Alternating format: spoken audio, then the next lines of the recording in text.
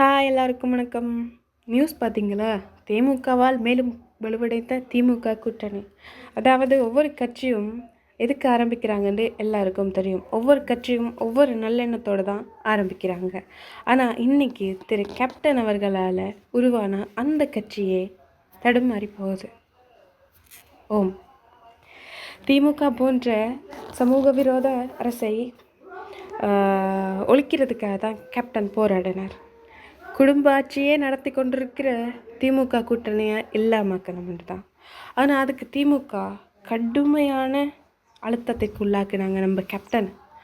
ஆனால் அவ்வளோத்துலேயும் போராடி மக்களுக்கு நல்லது செய்யணுன்றதுக்காகவே வாழ்ந்துட்டு இருந்த நம்ம கேப்டன் இப்போ அவரோட கட்சியே திமுகவுக்கு சப்போர்ட் பண்ணுது.